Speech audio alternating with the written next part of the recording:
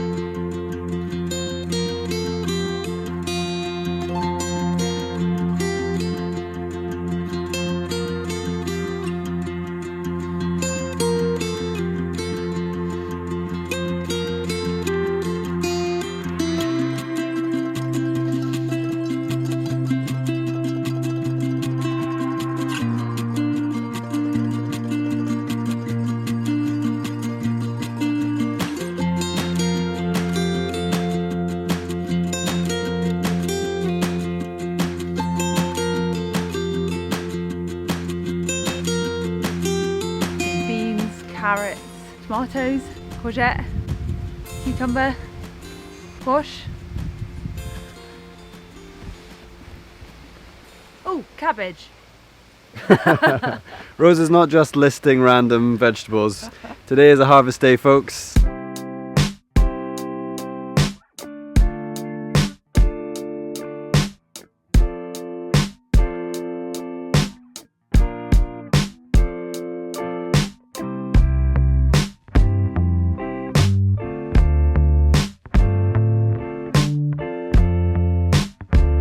Hello and welcome to a new vlog. It's a bit of a cold one.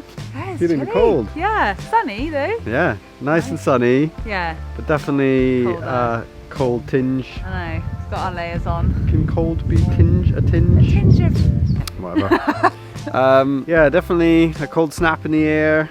Got our fleeces on and our woolly hats already. Are we wimps? I think we are wimps at this time of year because we're not used to it yet.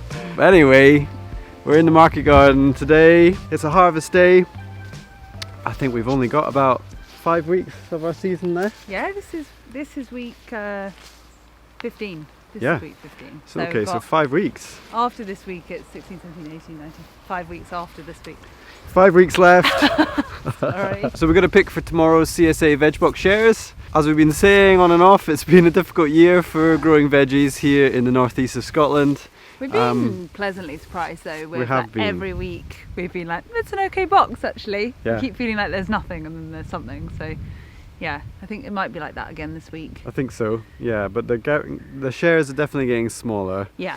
But signing up for a CSA share, our members are aware, or hopefully aware, that at the beginning, at the end of the season, the shares will be smaller. That's just a natural variation of seasonal farming, and mid-season their boxes are definitely more abundant. And here we are at the end of the season, and the boxes and the shares will be a bit smaller. By this time of year normally the cabbages have all kind of reached full size and we've got quite an abundance of the brassicas at this time, but we don't have that this year. So it's another reason why, even though the boxes tend to be smaller going on from now, they often were full of like a big cabbage or cauliflower or whatever, but it's a little bit more sparse. So we have got some cabbages, which actually is better than we expected. These guys are called dead on. They're looking dead on. So these grew the best. Couldn't tell you why, other than maybe it's just the variety, but this bed seemed to do really well out of all of our no-dig brassica beds. We'll be putting some in the box this week. But yeah, again, we keep wondering what is going to possibly go in the box next week as we empty the garden more and more. So we're just trying to keep an eye on like saving some stuff for the following weeks.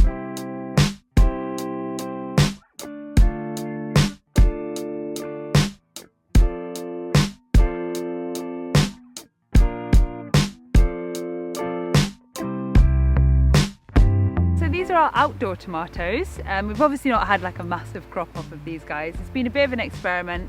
Also because I didn't actually manage to buy the seed for the variety that I was hoping to do an outdoor bed of. These guys have done the best out of the two varieties. So we've got Koralik, spelled with a K. It's grown very similarly to the Latar, which is the one that I wanted to buy.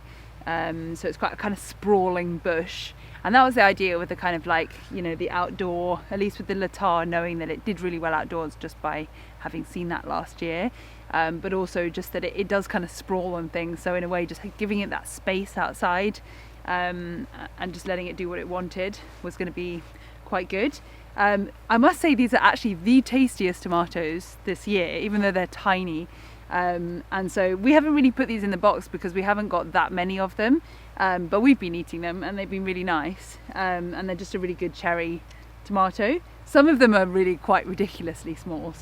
But I would give these another chance because, like all of our no-dig beds, I think, you know, when we've done the pure, very wood chippy compost, even though I did feed these guys quite a lot, as much as possible to make up for the lack of nutrients, I want to give them another go in a really like fertile bed next year. So I think I'll still do another outdoor bed of tomatoes next year, hopefully with Latar and maybe some coralic as well, and just see how they do, and we can compare and see how much might have been to do with this, you know, the certain medium that these guys are growing in. But yeah, so these have grown like this, are very sprawling, and I think what they say with the Latar anyway, with it growing quite similarly, is it kind of actually allows lots of light in. They really just you know, the leaves are, it's quite an open pattern of growth, and so it really just allows lots of light, and you just get, I mean, tons of tomatoes.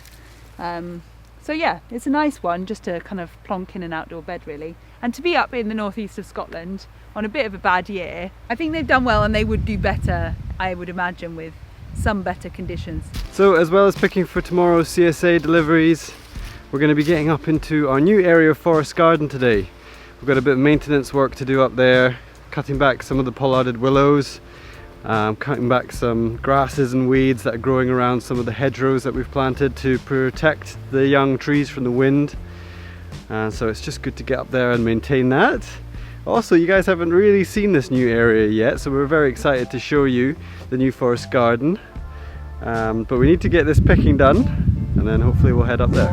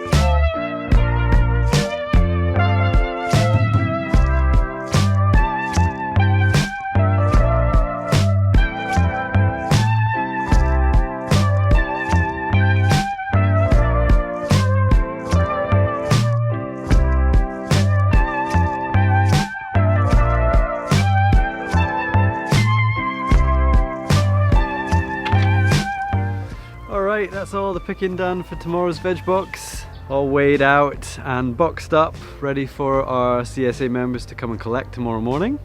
So, sun's going behind the cloud. Hopefully it'll come out again. It's coming out from behind the cloud. Okay, with that done, we're going to head up to the forest garden.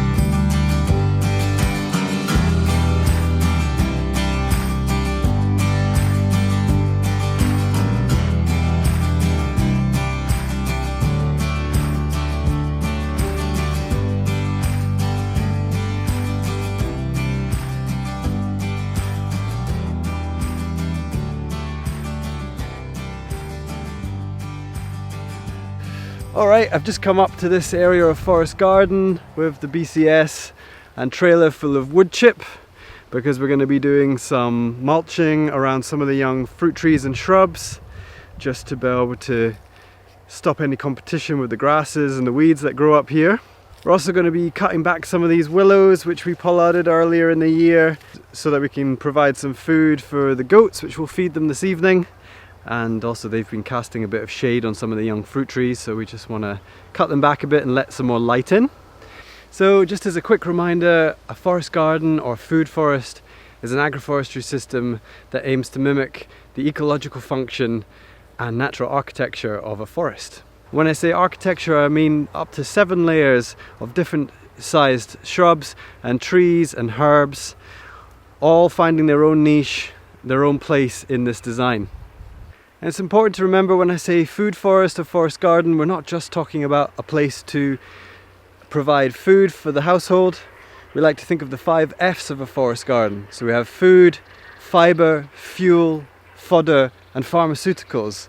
Pharmaceuticals is a bit of an artistic license way of saying medicinal plants and herbs that are here to keep us healthy and keep the system healthy too. So we started work on this area back in late winter of this year.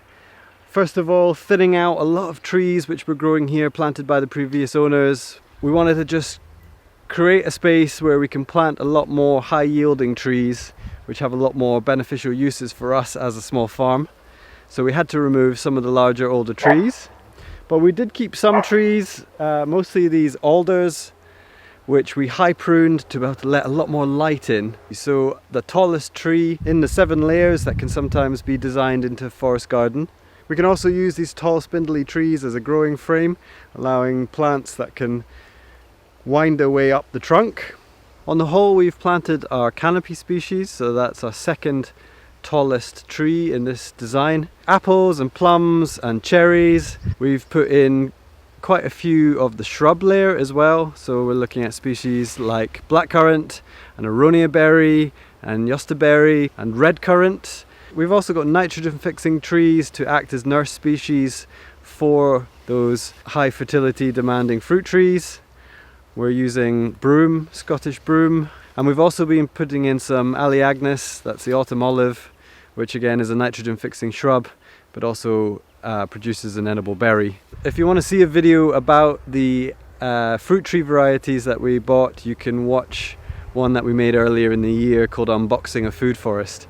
And we go through all the choices that we made in which cultivars of apples and plums we bought. So the link is above if you want to watch that one. This is our largest area of forest garden planting to date. It covers 2 areas on either side of this long narrow pond or canal that we put in also earlier in the year, which is just great to have here. We love having water in the design. Many functions to that. Obviously the aesthetic quality is something that we're very keen on always developing, but also with the fact that we're facing south, we get a lot of light reflection off the water, which can possibly help reduce the impact of frost on some of the more tender trees that we've got growing on the north side of the pond, like this sweet cherry. The reflecting light might just be able to stop the severity of any early frost when the trees are in blossom. We've still got some big piles of wood from when we were felling the older trees. This is a pile of willow. That's just seasoning out here, and then we're chopping it up and taking it down to our wood store. So we've already managed to get a lot of good firewood out of here. And of course, fuel is one of the 5 F's of a forest garden. So a lot of the trees which were 15 years old or so that we cut, we pollarded them, which means they will regrow again from a cutting higher up the trunk. Here's a pollarded willow, so you can see what I mean. So here is the cut that I made back in April, and this was the regrowth this year. These are here as a crop. Like today, we're cutting this down to give to the goats. We can cut it and make tree hay. We've made a video about tree hay if you want to check that out as well. Really useful to have trees in a forest garden design that can also give us fuel and other yields in a forestry sense. When we planted the fruit trees, we gave each tree a circle of cardboard, which was then covered in wood chip. and this was to suppress the grass around the tree so that we don't lose the tree in the height of summer in the long grass, and just give all the shrubs and trees a good chance at getting growing. A few months after doing that, we topped up the mulch that's around the trees with a really good, generous helping of humanure. And this is compost that is generated from our composting toilets, safely composted for 2 years.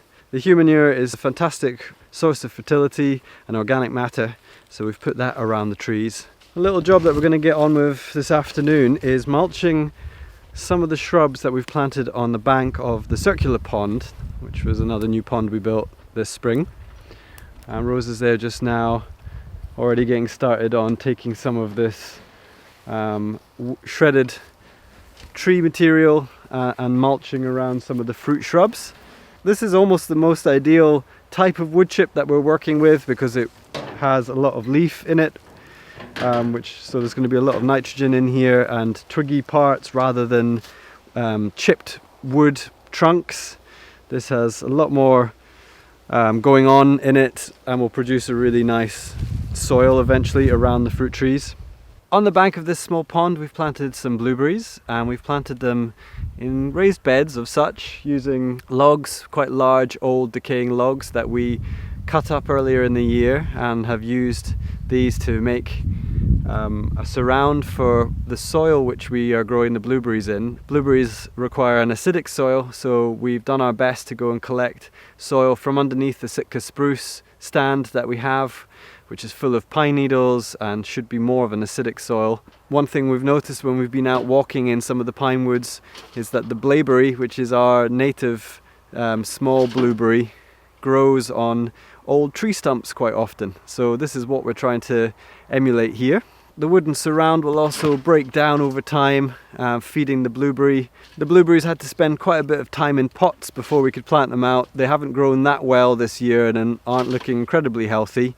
They also got a little bit of a nibble from the goats. I'm sure next year they'll spark back into life and get growing.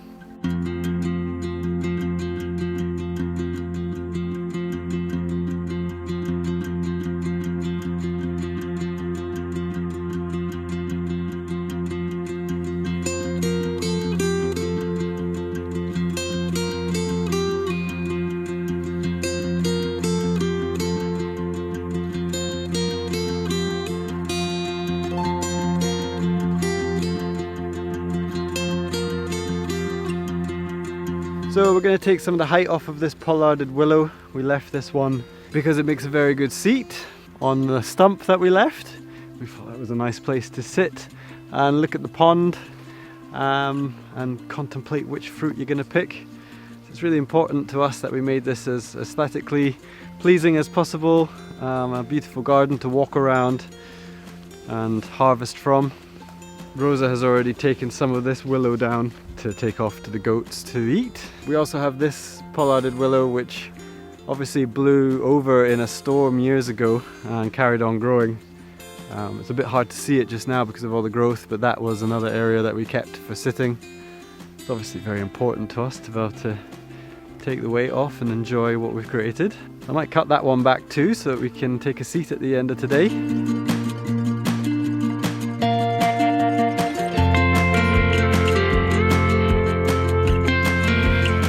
Tasty treats for the goats. And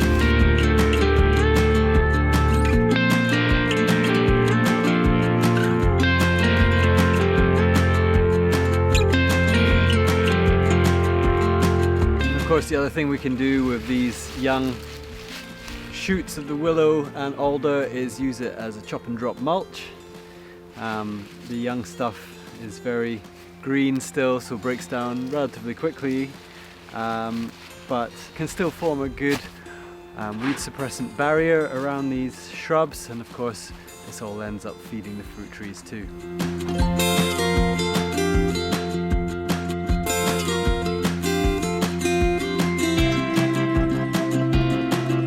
Alright folks, that's a nice little bit of maintenance done up here in the new area of Forest Garden. I hope you've enjoyed getting a quick look at what we've been doing up here this year. It's definitely been a big project for us, something that we have to keep on finding time to do. Yeah. In between looking after the market garden and running around with goats and sheep and geese and crazy dogs. I know, it's these early stages with a forest garden like this that are really important as well, because also it's just very lush here, which is great because it means things will grow really well.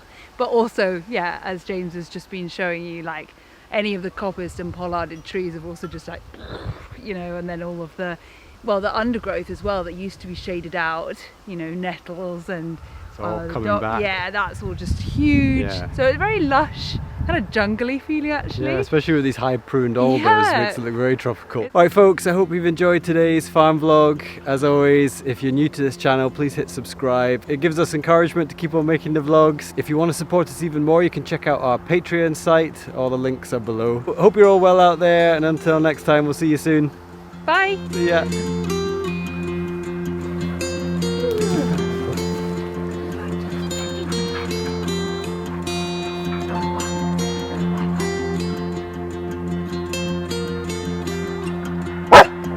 We must not rest. Never rest. Always play.